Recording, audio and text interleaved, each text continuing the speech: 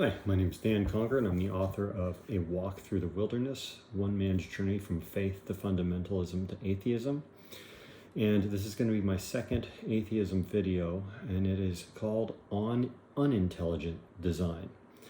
As anyone who's paid attention to theists, to creationists, will be familiar with, they are very, very fond of using, quote, intelligent design as an argument for the existence of their particular deity. The executive summary of this video is as follows. They will tout intelligent design, saying that essentially the universe is so finely tuned, it had to have a designer. Nothing so finely tuned could possibly exist without someone pulling the strings, without someone writing the code, without someone designing the system. Having said that, there are huge numbers of unintelligent design examples in the natural world, and we'll walk through a few of those in this video. Briefly, to sum up right at the beginning, the human immune system is often touted by ID proponents as an example of a brilliantly designed system. However, the human immune system fails human beings on a very regular basis. The average person falls ill at least annually, a flu, a cold, something, or they have seasonal allergies. This is an example of your security system failing you, your immune system failing you. A company that had an antivirus internet security system that failed at least annually, that company would replace that software very quickly with something that actually worked. So to go into a more detailed discussion, I'm an executive officer in Silicon Valley's medical device industry, and I've worked with a number of engineers over the course of my career. What any good engineer will tell you is the following. A good design, one of the clearest hallmarks of a good design is simplicity, not complexity.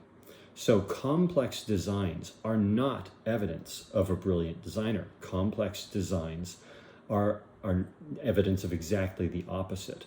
The more simple the design to solve a given problem or to do a given task, the better the design.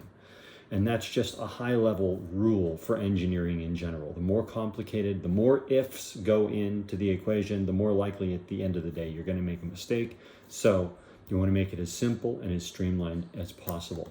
So the very complexity that gets cited by creationists as a hallmark of design is actually a hallmark of exactly the opposite, because a hallmark of a good design is simplicity, not complexity. So let's talk about three examples that show how we have many unintelligent designs in nature. As I mentioned, the human immune system. Let's say I'm a business manager. I invest in a new internet security, antivirus, everything security suite for my business. In the first year, not because someone clicks on a link, not because there's some internal error by an employee, the system simply fails us. We are breached. A virus gets in, the company loses productivity, files are destroyed, there's a major problem. It takes time to get things back up and running again, and at the end of the day, we suffer damages associated with this breach of the antivirus system.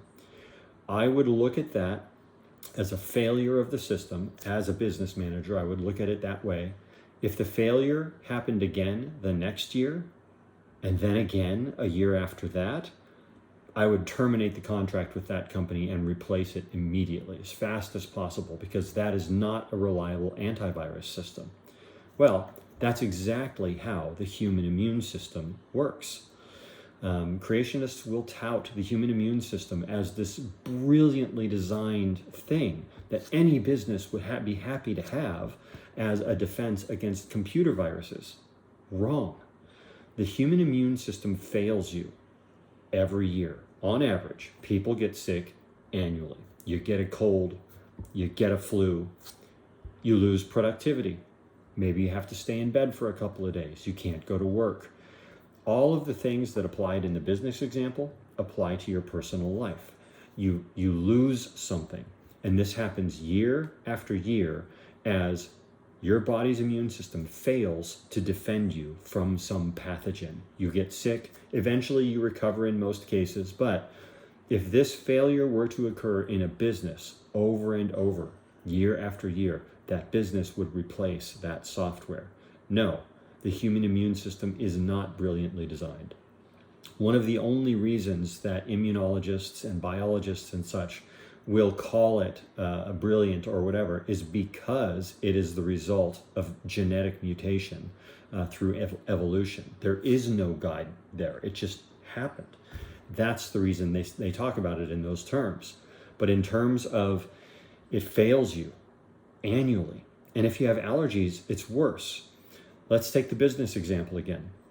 Let's say you install this new security antivirus software in your business, and that software begins attacking and eliminating files that pose no threat whatsoever. It just attacks things it shouldn't attack, even shutting down whole business systems because it's attacking things that it should not be attacking. Well, that's exactly what the human immune system does in the case of someone with allergies. Up to and including, if you have an anaphylactic level allergy, it is deadly what your immune system can do to you for no reason. There is no reason for the human immune system to attack peanuts or peanut butter. There's no reason for a deadly response to be the result of a bee sting. These are things that the human immune system should not have some profound reaction to.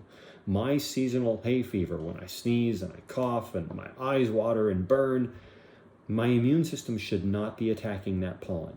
It's just not a danger to me. So this is an example of the human immune system attacking files and folders and systems that it shouldn't be attacking. It is malfunctioning. That is not what should be happening. Again, if I had a business system, an antivirus system that attacked folders and files that were valuable, or peanuts are a great source of protein. It's of great value to a person. It's a nutritional source. And yet people have deadly allergic reactions to this valuable nutrition source. If my antivirus software at work did that, if it's just started attacking things that it did not need to, even shutting down a whole system, I would terminate that contract and move on to something better that actually worked. So no, the human immune system is not an example of intelligent design. It's an example of unintelligent design. Secondly, the human respiratory system. Let's say you have an architect. This architect has designed a building, and in the building, it runs the air circulation through the same system that water works through. Well, there's a series of valves that shut off the water when the air needs to flow through, and then it shuts off the air briefly when water needs to flow through it. Then it reopens for air when the water's done flowing. And what a terrible design that would be. That is asking for a flooding accident to take place in that building because the airway is tied to the waterway. Well, guess what? The human respiratory system functions just like that. The reason you and I can choke to death so easily is because our esophagus and our airway connects. In whales and in dolphins, this is not the case. The airway of a whale passes from the blowhole straight to the lungs. It does not go through the throat. So the whales can't choke to death in the same way that we do.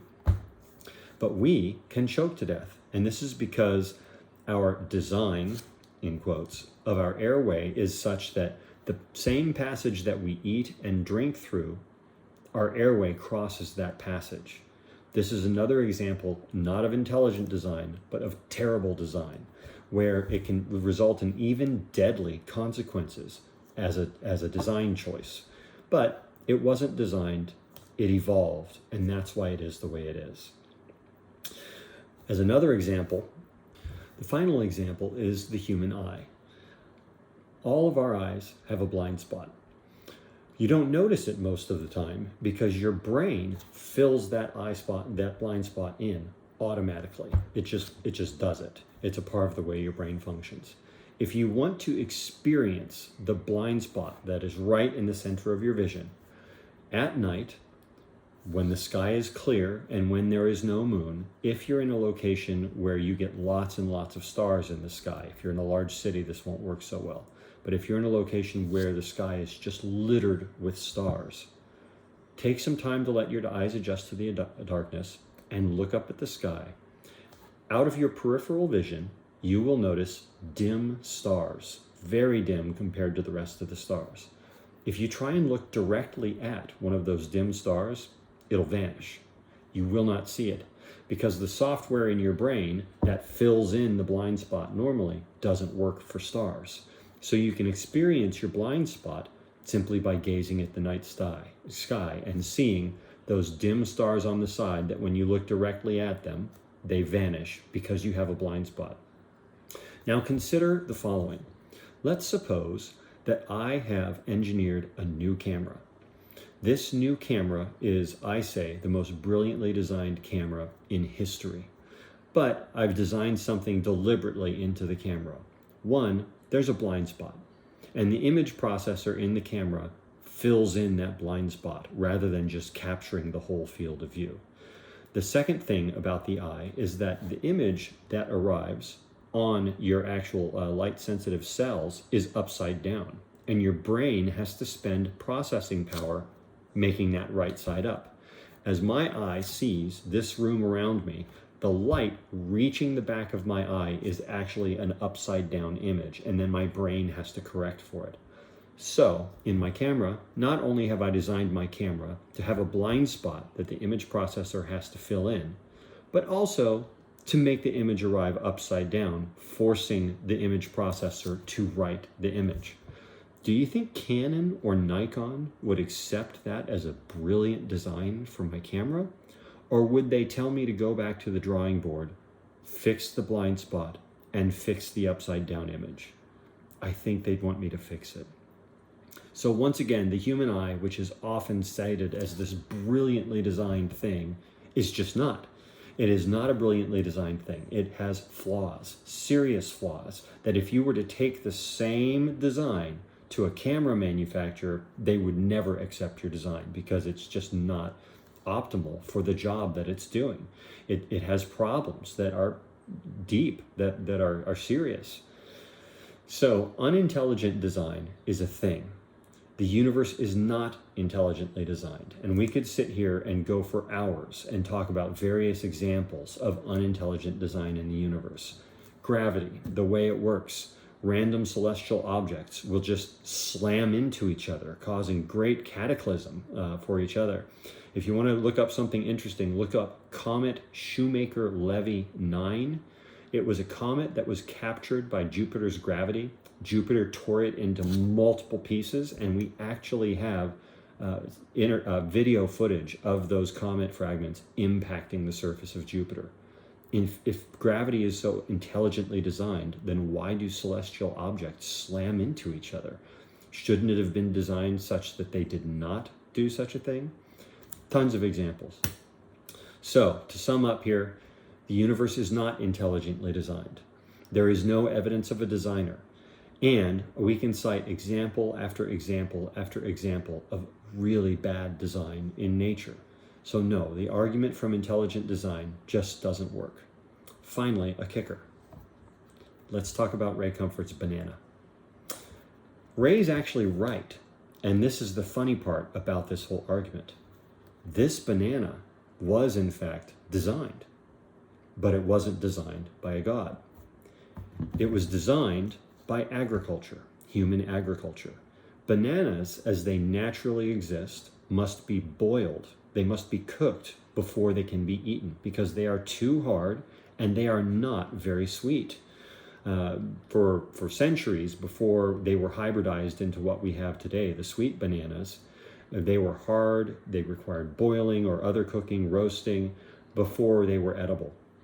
And Ray is actually correct that the banana we have today was designed, but it wasn't some god that designed it. And that's the funny part to me, is even if he could prove that, yes, there's some deity out there, it is not that deity that designed the banana. It's humans in 1836 in Jamaica. So look it up. It's a fun story. Look up other agricultural products. There are a whole host of fruits and vegetables that we eat that do not occur in nature in the same version that we have in our supermarkets. They're just not the same. Humans designed them. So nice try, Ray, but no, God did not design your banana. Humans did in 1836. That is on Unintelligent Design. If you like this video, please consider purchasing my book, A Walk Through the Wilderness, One Man's Journey from Faith to Fundamentalism to Atheism. Thank you very much for watching, and take care.